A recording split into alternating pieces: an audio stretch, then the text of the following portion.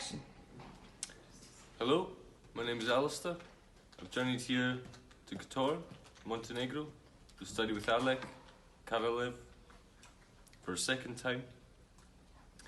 There's so much to get out of this experience.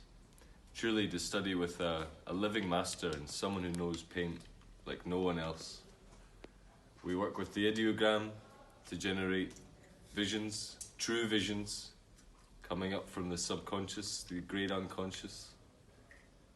And we study life, we study the model, alla prima method,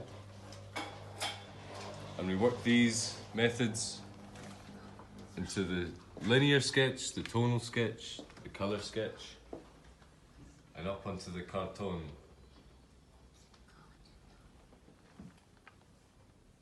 Then we work with the paints, finding the contrasts, sharp, soft,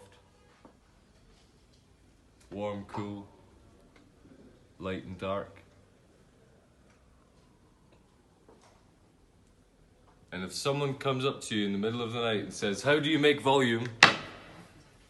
Source of light, general shadow, semi-light, semi-shadow, reflected light, glare, sign and cell. That's how we do it. You should join us.